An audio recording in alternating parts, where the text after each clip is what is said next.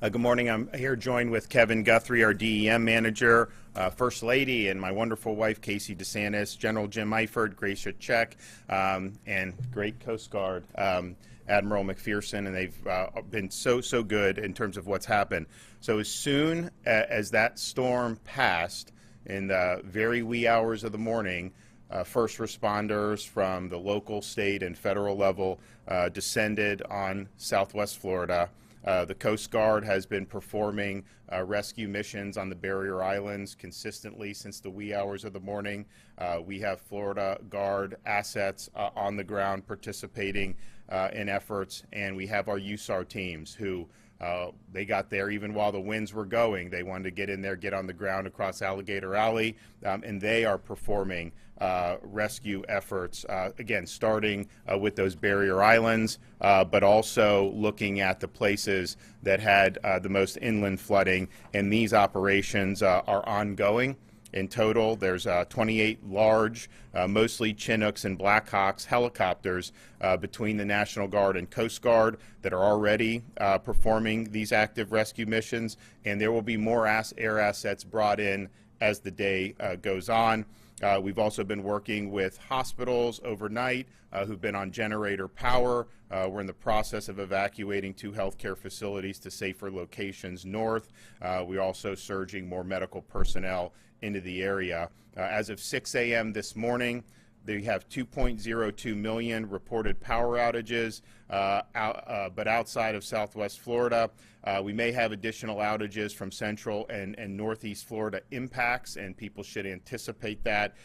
If you look, there's 1.5 million outages in 7 Southwest Florida counties. Lee and Charlotte are basically off the grid at this point. Sarasota has 250,000 without power. Hillsborough, 222,000.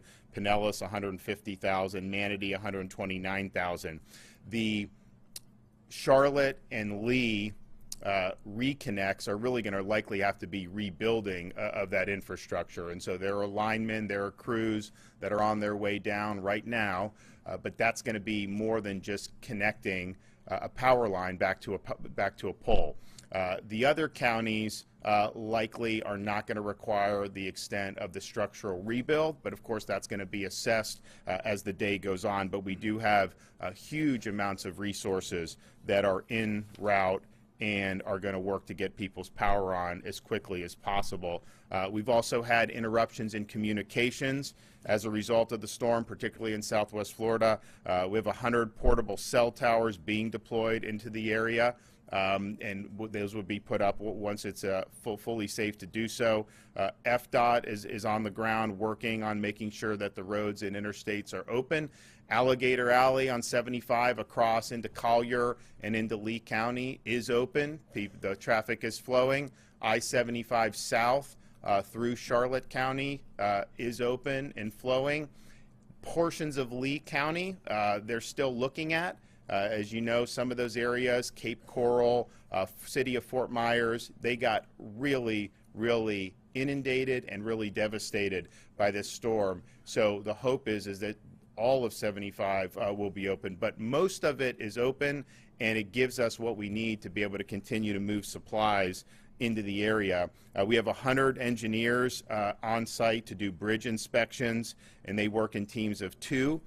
As they assess the damage and they can ensure safety, then bridges can be safely reopened. Now, of course, we do have reports of structural damages to bridges, such as the bridge going on to Sanibel Island, and I anticipate there will likely be other bridges that have suffered damage. But once bridges are inspected and determined to be safe, they will be reopened as soon as possible. But we know Sanibel Causeway, and we also know Pine Island Bridge. Those two are not passable, and they are going to require structural rebuilds. Right now, if you look in Central Florida, you're looking at potential major flooding in Orange and Seminole counties, St. Johns River, all the way up potentially into Northeast Florida and Jacksonville. The amount of water that's been rising and will likely continue to rise today, even as the storm is passing, is basically a 500-year flood event. And I know Seminole County has done evacuations. I know they've opened shelters, but we're going to see a lot of images about the destruction that was done in Southwest Florida, and obviously we have massive assets there. But people should just understand this storm is having broad impacts across the state, and some of the flooding you're going to see in areas hundreds of miles from where this made landfall are going to set records, and that's going to obviously be things that that will need to be responded to. We have, of course, massive amounts of food and water in the area. We're going to have probably close to 300 truckloads of food and water in the area today. Fortunately, most of our school districts will be able to reopen on Friday or Monday. You know, Lee County is in a very difficult situation, Charlotte, so we're going to work with them and see when they can get back on their feet. But the damage there has been just so extensive that it's a very difficult situation. We have received a major disaster declaration for 9 counties, but we do expect more. I just spoke with the president this morning. He offered support. I told him thanks for this, but because the storm has moved inland and caused a lot of potential damage in the center part of our state, that we were going to be asking for those counties to be expanded and included there. But for now, we have approval for Charlotte, Collier, DeSoto, Hardy, Hillsborough, Lee, Manatee, Pinellas, and Sarasota. That will allow individual Floridians to seek individual assistance from FEMA, and that will be something that, as you have people that have been displaced due to the catastrophic impacts of Hurricane Ian, you know, that's going to be something that's going to be necessary. We have been granted 100% federal assistance, Category A and B, up front for 30 days to ensure we can quickly move forward into this response and recovery situation. FEMA has, as I mentioned, activated individual assistance for those in need of help who qualify. You go to FEMA.gov, or you can call 1-800-621-3262. Make sure you take a picture of the water line in your home, because if you can show that, we're able to get assistance to you faster. As people have emerged this morning, particularly in the areas that were hard hit, just understand this is still a hazardous situation. Those folks that were in there in the wee hours of the morning were taking big risks as first responders navigating this. You have power lines that are down, you have trees that are down, you have a lot of hazards right now. We do anticipate a lot of the water will subside in some of the barrier islands and some of the coasts, but some of those inland places off rivers and off these inlets, you know, you're likely to have standing water there throughout all of today and even in the days ahead. So that is a hazard, and just please be aware that that is something that if you weathered the storm to this point, going and doing and getting involved in that is just totally not worth it, and we want to minimize any harm to anybody as a result of what we're seeing right now in the streets. We have had 26 states provide support. We really appreciate that. It's going to be put to use. This is, I don't think we've ever seen an effort mobilized for this many rescues this quickly, but we appreciate it, and we will make good use of it. We want people to be safe. Those who have who are in need of life support right now, help is on the way. What they were able to do is look to see where the areas that were the hardest hit, and they've been focusing assets there. So obviously the barrier islands, but then you also have places along these different inlets and different rivers where people said the water was rising. They were calling into the county or calling 911, and so they have a pretty good sense of where those calls were coming from, and they're focusing their rescue efforts on those areas that were most hard hit. And again, I just want to thank the urban search and rescue teams, the National Guard, the state resources, and the Coast Guard for not waiting around, but going in there and understanding that time is of the essence, and we got a lot of people we need to help. For those looking to help, people say, what can we do? Well, the First Lady is spearheading our efforts with Volunteer Florida to activate the Florida Disaster Fund, where people can donate. It's much better to donate financially rather than sending items. We've got a lot of items, and that resources, financial resources, can really help people get their unique needs met. We have everything we need in terms of supply, but if you go to floridadisasterfund.org or text disaster to 20222, you can provide some much appreciated assistance. And if you want to volunteer, you have official volunteer portal at www.volunteerflorida.org to find volunteer opportunities. The impacts of this storm are historic, and the damage that was done has been historic, and this is just off initial assessments. There's going to be a lot more assessing that goes on in the days ahead, but I think we've never seen a flood event like this. We've never seen storm surge of this magnitude, and it hit an area where there's a lot of people in a lot of those low-lying areas, and it's going to end up doing extensive damage to a lot of people's homes. So there's going to be a lot of work to do. Today is about identifying the people that need help, who may still be in harm's way, but also beginning the process of rebuilding some of the things that we need to have services restored, to have fuel, and to have the things that people need in terms of communications. I want to thank Kevin Guthrie for having these assets ready to go. We're going to use every bit of them, and we're going to be there until all the tasks are completed. So Kevin, you want to come up and give an update? Thank you, Governor. Thank you, First Lady, for your leadership across the state. Going into a little more detail this morning, obviously, as Tropical Storm Ian continues to move across Central Florida this morning, we have damaging winds and extreme rainfall expected throughout the Northeast Florida and Central Florida area. I want to emphasize that the storm still poses a major threat to the state, including Central Florida right now and Northeast Florida. Orange County Fire Rescue is actively conducting 9 wide area search responses on the water for rising water in the Central Florida area. That is happening right now as we speak. At this time, the division has received more than 1,500 resource requests from our local impacted partners, and we have filled or are in the process of filling 1,300. As the governor said, there are 300 plus truckloads of food and water that have been loaded out, and they are mobilizing to leave to the Southwest Florida area right now. In addition to the issues with cell phones, we are deploying cell phone towers, as the governor mentioned, over 100 assets in that arena alone. We want to reinforce, and we appreciate the fact that we have received over 15,000 inputs to our shelter-in-place system.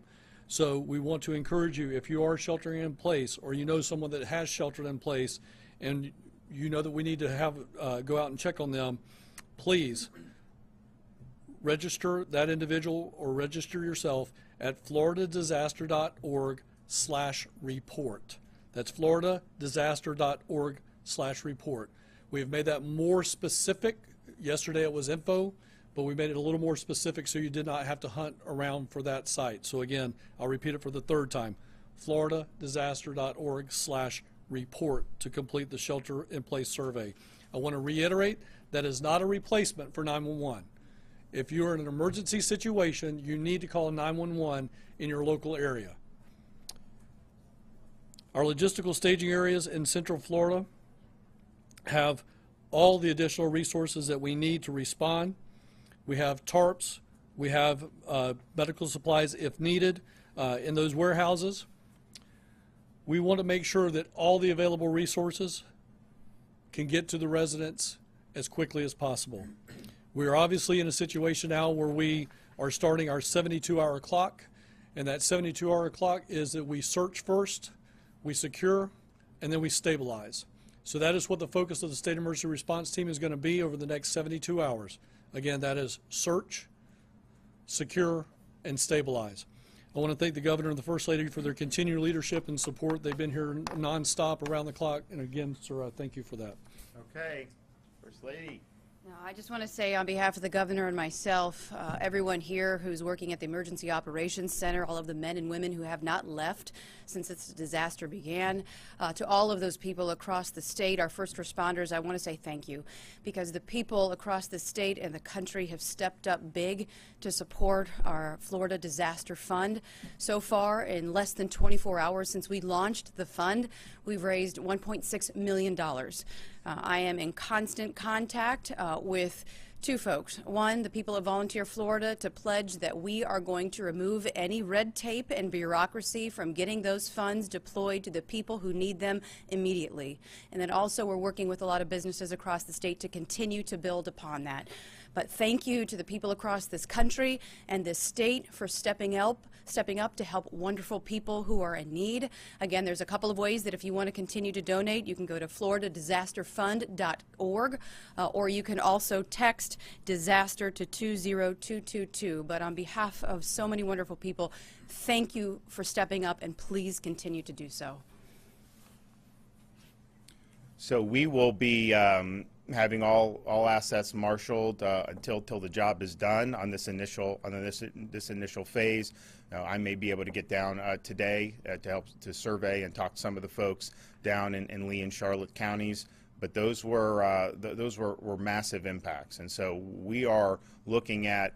Kevin said, these 72 hours very important for safety for folks and rescuing people that need that, and eventually bringing some stability. But you're looking at a storm that's changed the character of a significant part of our state, and this is going to require not just emergency response now in the days or weeks ahead. I mean, this is going to require years of effort to be able to rebuild and to come back. These are fantastic communities down in Southwest Florida with a lot of fantastic people, and they're very tough and resilient. Of course, they didn't ask for this, but they need our help now, and we're going to be there for them. And we understand that this is going to be a very, very long process, and we also understand that these effects are going to go throughout the state today, and you're going to continue to see effects from flooding and these other ailments, not just today, but in the days ahead. So thanks for the support for everyone around the country who's donated,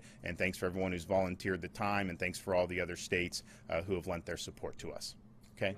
There have been reports that maybe there were hundreds of fatalities in Lee County.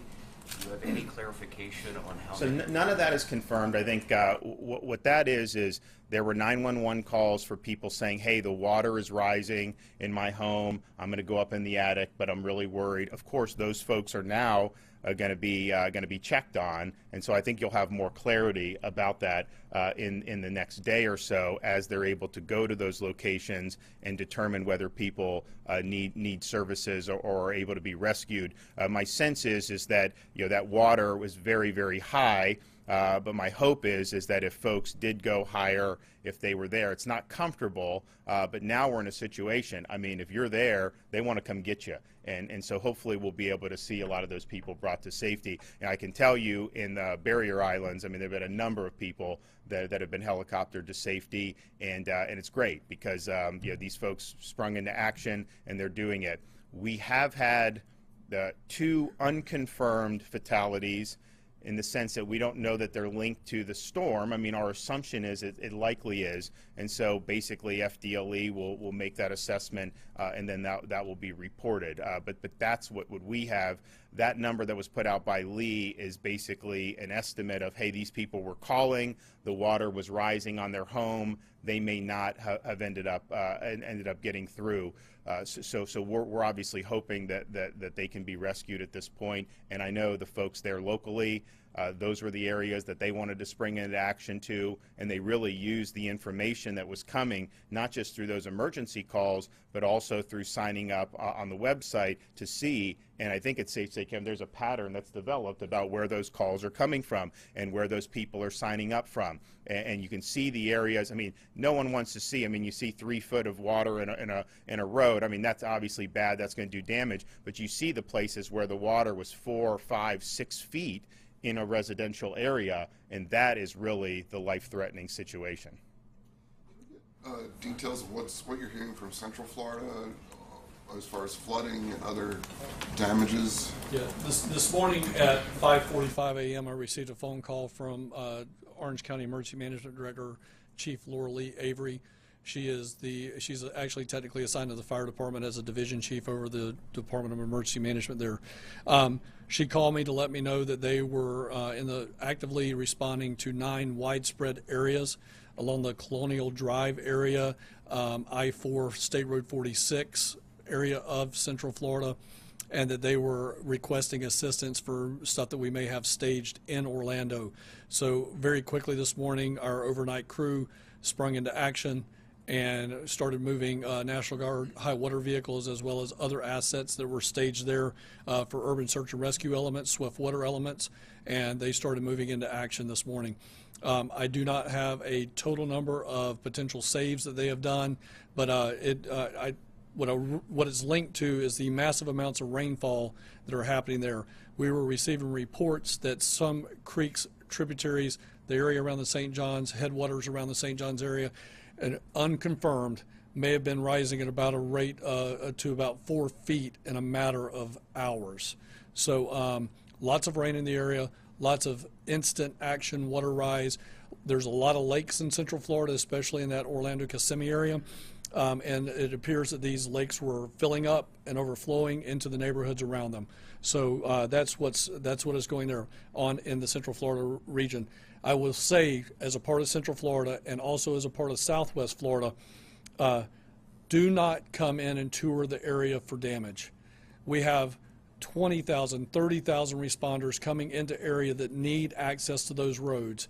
Stay at home. Do not get on the roads. Let the first responders have the roadways. Let the power crews have the roadways. We will get things open up exponentially quicker if we don't have to maneuver around individuals that are just coming into area to look around. So please, stay out of the area, both in Central Florida as well as Southwest Florida. Let the crews get in there, do what they need to do. We're coming in full force. We've got a lot of people coming in there. We need you out of our way so we can get our job done. Thank you. Also, just note, I mean, as this exits the state, it's going to go into the Atlantic Ocean, and it's going to impact other states in our country. And so you're looking at Georgia, South Carolina, North Carolina, they may be having impacts. This is just a lot of water, and you're going to have flooding in those other states as well. Of course, they're not going to have to deal with the catastrophic impact that Florida suffered on the southwest coast. But this thing is not done creating damage. I mean, this thing's going to continue to move. I know they've declared state of emergencies in many of those states, and they're going to have to deal with this storm, which is wreaking havoc across our state, but it's going to end up wreaking havoc in communities across the southeastern part of the United States. Yes. Governor, you made a comment about a pattern for the 911 calls and the surveys. Is there an area that you're looking at that you can share? So I would say, and then Kevin can come in and do, I would say obviously the places that got the catastrophic storm surge, so you'd be looking at the barrier islands in Lee, Charlotte counties, some of the coast, even in Collier County, and then you're looking at, as you go inland, in kind of that Fort Myers, Charlotte County juncture, where you've got the Caloosahatchee, you've got these inlets, you've got the harbor. Those areas, because the storm surge can come on a barrier island, it's there, and then that is just the water is just building up. And so you see that they were absolutely consistent with Kevin posted. We have it in there in our room, the inundation map from 24 hours ago of what we projected, and what you'll see is some of those areas, you go inland even many blocks, and you have massive inundation that are off those areas. And so I think it was a pretty consistent pattern, and I think if you look at what's going on, it's going to be those communities in Lee and Charlotte counties that are close to those bodies of water that probably suffered the most severe flooding. And there's people that had, the Coast Guard has had people that were in their attic and got saved off their rooftops in those areas because of the flooding. So that I think is pretty clear that was really that. But you also have, normally we would say, having 3 or 4 foot of flooding in some residential area was like a big deal. You see that in like Northport, I think I would say, in southern parts of Sarasota, but that's just a different degree than what we've seen in Lee and Charlotte counties. Okay, we will be back here likely later today, but we will be down in Southwest Florida as well.